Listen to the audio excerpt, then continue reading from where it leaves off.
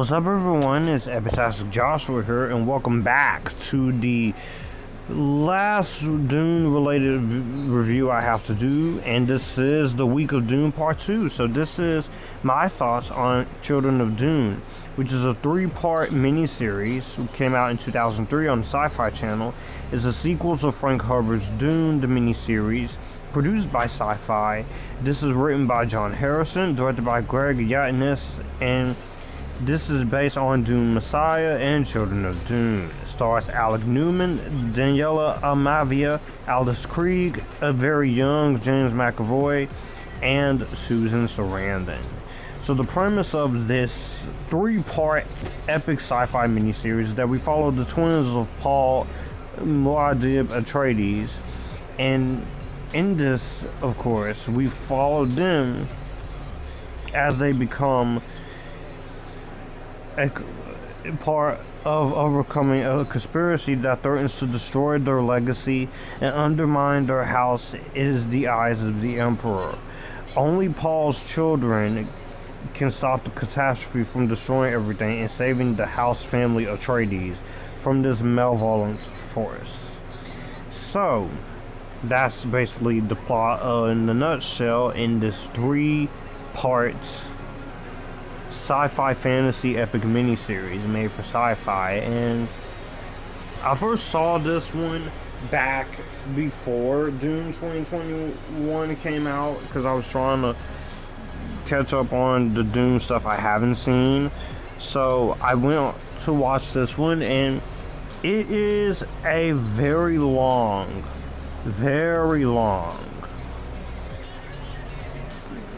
miniseries. And as far as my Dune stuff, I have reviewed the 1984 Dune from David Lynch, which I was okay on the first time, but as I said in my first reactions video to Dune Part 2, I have not been that favorable to this after seeing the 2021 movie. I actually think this is the worst Dune movie the more I think about it. And I'm not someone who's reading these books, so I'm judging it as a film adaptation. The 2000s miniseries I thought was actually really good. I've also reviewed that on my channel as well, in my little Dune 2021 playlist. And I thought the 2021 Dune movie was fantastic. I thought it nailed the first half of the book.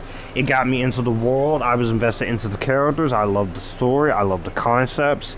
And it just had me more excited for Dune Part 2, which is obviously Dune Part 2, almost a few days away as I'm recording this, and you will see this one of the days before I review it, which will be an early review Thursday or Friday. But this one, I will say, this is a really damn solid for a series, and I think overall this did exactly what it was set out to do. I saw this once before. I really enjoyed it, but I thought there were some things that didn't bother me, but this rewatch I liked it more. So let's go into what I like about this one. And so I will say, for a mini-series, it does a good job at continuing what was built traditionally in terms of the previous Dune mini-series. I thought, once again, this adaptation, they do make some changes here, but this had to be created into a 3-part 6-hour of the plot of Dune Messiah in the first half, and the second half follows the Children of Dune, which is, of course, you have Alia Atreides, and then you have the son Moriarty.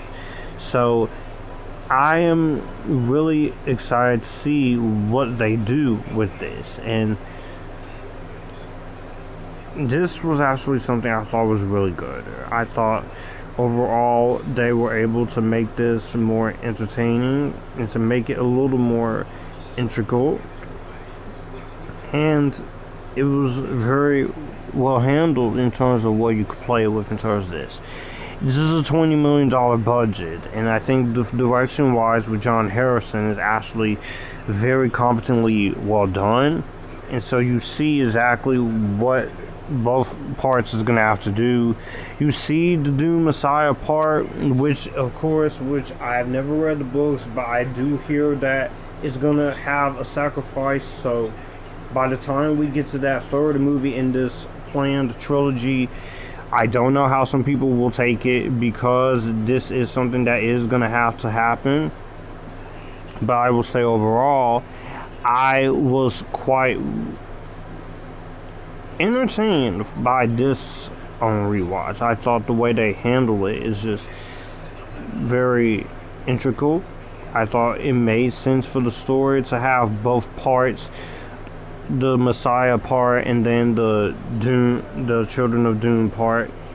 And I will say here, divide this into 3 episodes with a feature-length run times. They do make changes here, but I will say you see what's going on with Paul's victory against the Padishah's empire, bringing nothing but galactic annihilation of billions through Muad'Dib's Jihad and the cult under his name becoming the curse. And also the plot scheme is to overthrow him and everyone under the Atreides name, with intrigue and double-crossing surrounding it. And it is pretty much doing exactly what the book set out to do. And dividing this into 3 episodes with all of this covering 2 different books, they keep pretty much all the major events and narrow the structure from the novel. And John Harrison, he loves and he understood Herbert's novel to hit its thematic meat, and it translates over to his overly complicated subjects with inviolable natural ease. I will also say the action sequences and for the emotional weight of it is actually really good here. There are some moments where it did get to me emotionally, and you see a lot of things that's coming in here. When it comes to the downfall of Elia Atreides, you have the whole thing with the golden path of Leto 2, and there's just a lot of things that's going on in this. And Greg Yaitanes does a very good direction. Each episode guarantees a filmic quality, work ethic narrative being told. Through the shift from Messiah to Children, it can feel a little abrupt, and it can reset to begin again, which we'll get into in negatives. But it does mean a more dramatic layer to chew on, and the action looks very well done. I do like the cinematography here, which you see that warmth heated spiritually that has it looking like a play of operatic emotions. Brian Tyler's score goes from melodic to evocative, tragic to adventurous, and the magnetic scope that's made to feel like Dune, that only Villeneuve, he definitely have full passion in it, and it definitely goes there here. And the performances here, I think, are really good. Everyone here is a good job here, and Villeneuve, you could tell that he wanted to make sure he honored the world of Dune in his first part, and even the second part, from everything I'm hearing, very well. Acting is pretty good in this here. You have Alec Newman coming back as Paul, Julie Cox as Princess Irulan, Edward Atterton as Duncan Idaho, you have Ian McNeice as Vladimir Harkonnen, Stephen Berkoff as Stilgar, you have Daniela Amavia as Elia Atreides, P.H. Moriarty as Gurney Halleck. Alice Krige, she was pretty good as Lady Jessica, honestly. She's not as good as Rebecca Ferguson or Saskia Reeves, but I will say she's definitely has a lot more to do than Francesca Annis.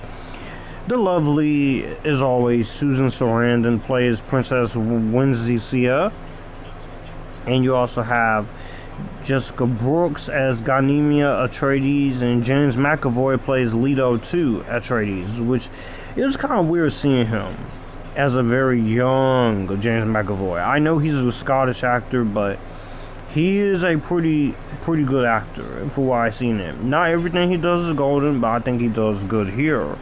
So the acting was good, and the technical aspects were really good here as well.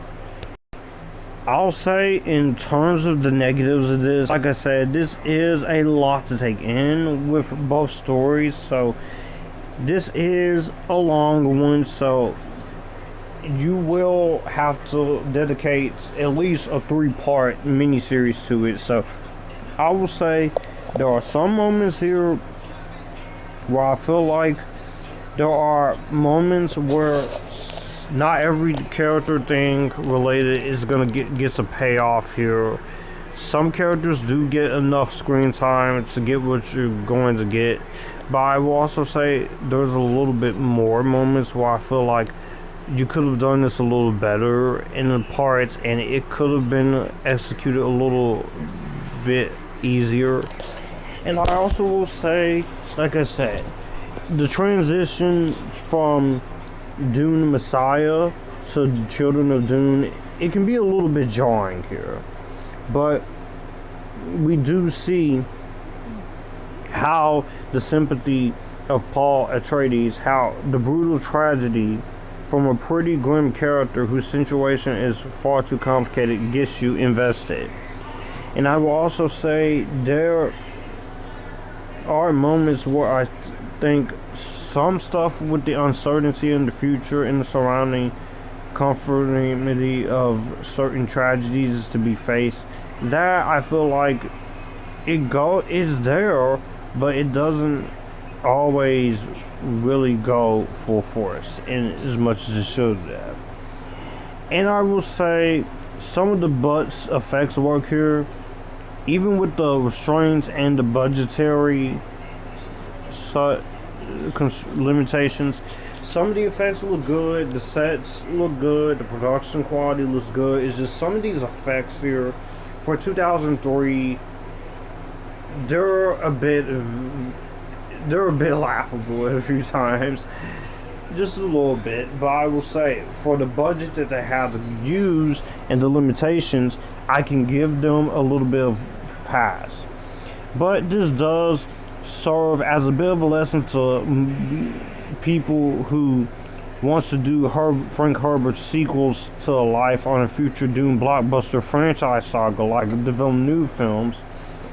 This shows what a sci-fi miniseries managed to do, what some big budget studio shows and fail sometimes and time again with something like this to do. Bring the heart, which this has heart, respect the core, and everyone can be happy. My only issue is some of the effects, some pacing, and also some characters getting used. But overall, rewatching this, I am more than happy to say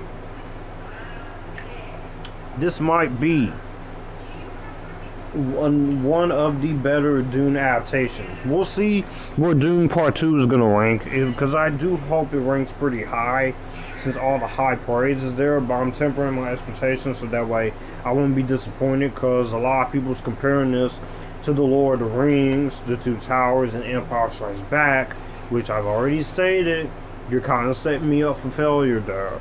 But I'll say for this, Children of Dune was definitely just as great on rewatch. Such a great miniseries adaptation. I think for the problems that it has, this really did sell you on the world of Dune.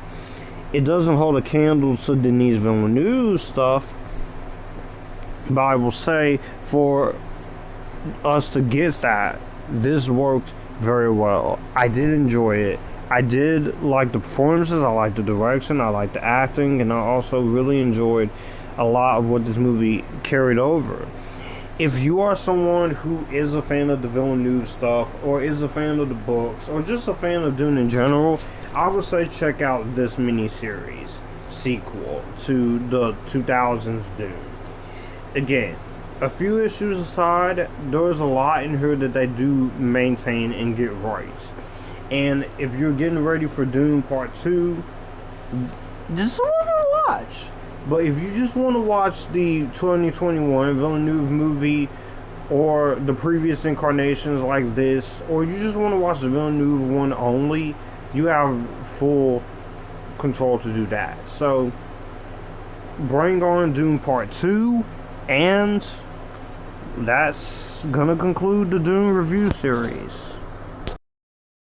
Well, that's gonna do it for the video that you just watched. If you want to see more, my channel icon is up here. If you want to see more content from me, all my social medias are right here in this end card. I will also leave a playlist and a video here for you to see what the channel is about.